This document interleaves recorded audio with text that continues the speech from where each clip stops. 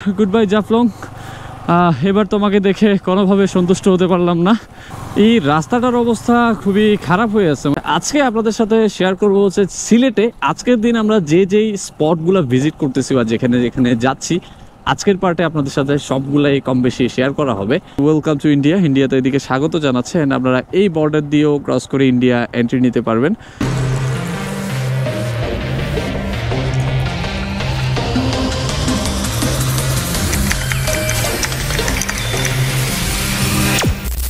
So right now আছি হচ্ছে জাফলং এর জয়ন্ত হিল যে রিসোর্টটা আছে ওই রিসোর্টে, অ্যান্ড রিসোর্ট থেকে যে ভিউটা সবচেয়ে বেস্ট ভাবে দেখা যায় সেটা হচ্ছে এটা। অ্যান্ড যতটুকু জানতাম এখানে একটা ঝর্ণা ছিল, বাট ওই ঝর্ণার দর্শন আমরা পাই নাই। অ্যান্ড এখানে একটা ছোট্ট জায়গায় লেখা আছে বাংলাদেশ লাস্ট হাউস, মেবি এটা হচ্ছে এরপরে ইন্ডিয়া, অ্যান্ড বাংলাদেশের বর্ডারটা ঠিক এখানেই শেষ হয়ে যায়। এই জায়গা থেকে এই ভিউটা জাস্ট ওয়াও, মানে পুরোটা পাহাড় অ্যান্ড ওই পারে হচ্ছে ইন্ডিয়া। অ্যান্ড এখানে দুইটা ওয়াটারফল থাকার কথা যেটা আমরা পাই নাই এখনও পর্যন্ত। অ্যান্ড যেহেতু শীতকাল সো পানি সব জায়গায় কম থাকবে। অ্যান্ড আরেকটা বিষয় যদি বলি সিলেট নিয়ে, সেটা হচ্ছে সিলেটের যে সৌন্দর্যতা না ওটা আসলে বর্ষাকাল ছাড়া পাওয়া যায় না। অ্যান্ড এখন হচ্ছে শীতকাল, শীতকাল হচ্ছে পানি টানি মোটামুটি ভালো পরিমাণে শুকিয়ে যায়, যার কারণে হচ্ছে আমরা খুব একটা সুন্দর জায়গা পাবো না, বা যে সুন্দর জায়গাগুলো আছে ওই জায়গার এক্স্যাক্ট যে ভিউটা ওই ভিউটা আমরা এনজয় করতে পারবো না। তারপর আমরা যতটুকু পারি ভিজিট করব, যেহেতু আমাদের ফার্স্ট প্রায়োরিটি ছিল হচ্ছে কি এখানে প্রোগ্রাম অ্যাটেন্ড করা। সো প্রোগ্রামে আমরা আমাদের ম্যাক্সিমাম সময় স্পেন্ড করব। অ্যান্ড এদিকে আছে হচ্ছে সিএফ মোটর বাইক, অ্যান্ড এখানে কিছু সিনারিও, এখানে হচ্ছে ফুড স্টল, অ্যান্ড এখানে হচ্ছে ভাই ব্রাদার সবার বাইকগুলা। সো লাস্ট পার্টে আপনারা দেখছেন হচ্ছে আমাদের চট্টগ্রাম থেকে এখানে আসা পর্যন্ত যেই ইনসিডেন্টগুলো ঘটছে সব কিছুই।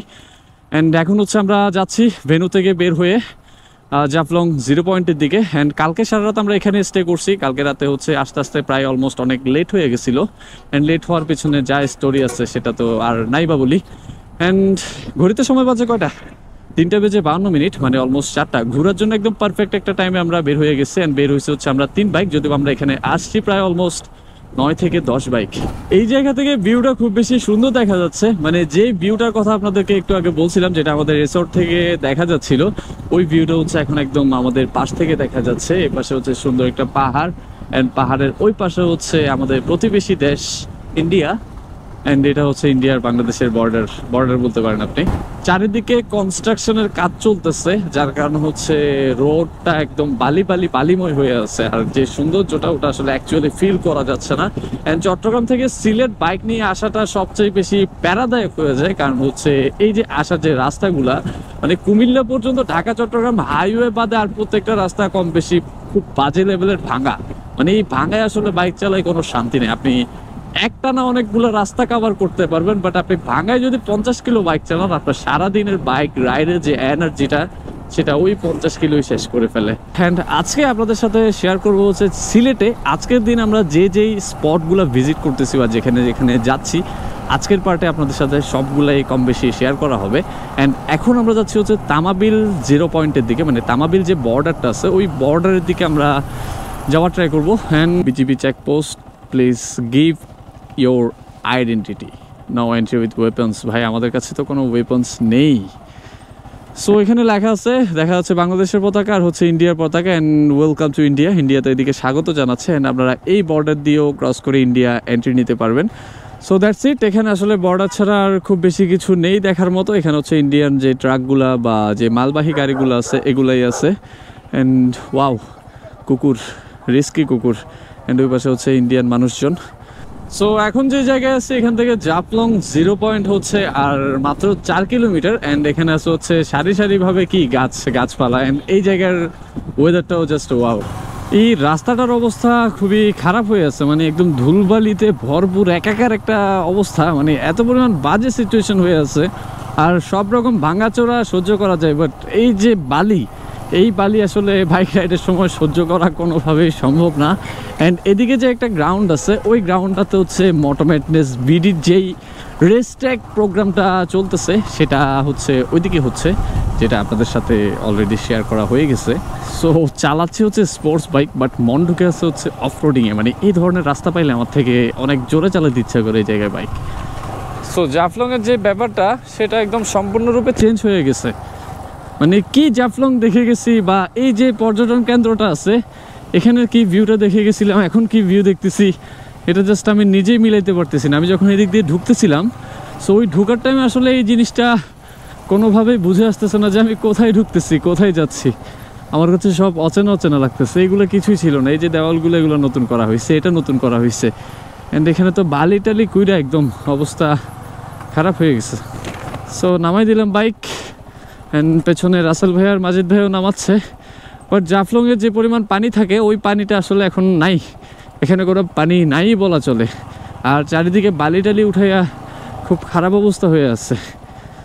বাট এখানে বাইক চালাতে ভালোই লাগতেছে, অফ রোডিং করতে হালকা পাতলা। তো এক্সট্রিম অফ রোডিং তো নেই, বাট যা আছে এনাফ। অ্যান্ড এখন হচ্ছে আমরা ট্রাই করব বাইক নিয়ে কোথায় নামার, আরেকটু পারে যাওয়ার ট্রাই করবো। অ্যান্ড হেঁটে এখান থেকে যাইতে ইচ্ছা করতেছে না, মানে বাইক রেখে যাওয়ার কোনো ইচ্ছাই নাই, যার কারণে হচ্ছে বাইকই নামাই দিলাম। সো আবারও বালির মধ্যে ট্যাং, আমার ভালোই লাগে। এই যে চাকা নাচতেছে নাচতেছে, নাচতে নাচতে চলে এলাম। So finally we are in Jaflong 0 point. So এই পারে যেটা দেখতে পাচ্ছেন এটা হচ্ছে ইন্ডিয়া, আর এই পারে যেটা আছে এটা হচ্ছে বাংলাদেশ। একটু আগে আপনাদেরকে যে জায়গাটা দেখাইছিলাম মানে তামাবিল বর্ডার, অ্যান্ড এটা হচ্ছে অ্যাকচুয়াল বর্ডার। এই পাশে ইন্ডিয়া আর এই পাশে হচ্ছে বাংলাদেশ। অ্যান্ড বাংলাদেশের মানুষজন যদি ওই পারে যায়, ওইখান থেকে হচ্ছে তাদের যেই নিরাপত্তা কর্মীরা আছে তারা খুব ভালো লেভেলের ঝাড়ি মারে। মানে এই ঝাড়িটা আমি খাইছিলাম হচ্ছে ভোলাগঞ্জে আমি যখন গোসল করতে করতে ওই পারে গেছি, এমন ঝাড়িটা খাইছি, এরপর থেকে আমি আর বর্ডারেই যাই না। সো জাফলংয়ে দাঁড়ায় হচ্ছে কিছুক্ষণ সময় কাটালাম। অ্যান্ড জাফলংয়ের যে ব্যাপারটা আমি অনেস্টলি রিভিউ দিব, মানে জাফলংয়ের আগের যে সৌন্দর্যটা ছিল সেটার আসলে বিন্দুমাত্র আপনারা এখন উপভোগ করতে পারবেন না। এখানে মানে কোনো সৌন্দর্যই দেখা যাচ্ছে না এক প্রকার বলতে গেলে। মানে চারিদিকে ময়লা আবর্জনা প্লাস হচ্ছে কনস্ট্রাকশনের কাজ চলতেছে, মানে এরকম একটা অবস্থা হয়ে গেছে। বাট এই রাস্তা দিয়ে আমি অফ রোডিং একটা ফিল নিয়ে যেতেছি। Yes, perfect. সো গাড়ির উপর দাঁড়ায় অফ রোডিং করলে হয় কি, সাসপেনশনের যে প্রেশারটা বা সাসপেনশনের উপর যে প্রেশার পড়ে ওই প্রেশারটা আর পড়ে না। এতে করে সাসপেনশনও ভালো থাকে, অ্যান্ড আপনিও যে ঝাঁকিটা খাওয়ার কথা ওই ঝাঁকিটা খাওয়া লাগে না। বাট এটা খুবই টায়ার্ডনেস ক্রিয়েট করে। সো এই তো ব্যাপার। Good bye Jaflong.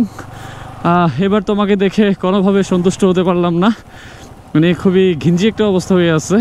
সো যারা এখন এই সিজনে জাফলং আসতে যাচ্ছেন তাদেরকে বলবো আপনারা খুবই অসন্তুষ্ট হবেন এখন যদি দূর থেকে শুধুমাত্র জাফলংকে টার্গেট করে আসেন। তার চেয়ে বেটার আপনারা ট্রাই করতে পারেন হচ্ছে সাদা পাথর, অ্যান্ড জাফলং থেকে সাদা পাথর অনেক বেশি সুন্দর। সো ধুলবালি আর কাদামাটির সাথে বিদায় নিচ্ছি জাফলং থেকে, সাথে আপনাদের থেকেও বিদায় নেওয়ার সময় এসে গেছে। মানে আজকের মতো দেখা হচ্ছে আবার নেক্সট পার্টে। অ্যান্ড নেক্সট পার্টে আমরা দেখবো হচ্ছে সিলেটের চায়ের রাজ্য যেটাকে বলা হয় শ্রীমঙ্গল। অ্যান্ড নেক্সট ডে আমরা যাব শ্রীমঙ্গল। অ্যান্ড শ্রীমঙ্গল ছাড়াও আর যে ব্যাপার স্যাপারগুলো ঘটবে সব কিছু আপনাদের সাথে নেক্সট ব্লগে শেয়ার করব। সো আজকের মতো বিদায় নিচ্ছি এখানেই, দেখা হবে আবার পরবর্তী ভিডিওতে। ততদিন পর্যন্ত ভালো থাকবেন, সুস্থ থাকবেন, আর অবশ্যই ভালো মনে হেলমেট পরে বাইক রাইড করবেন। আসসালামু আলাইকুম।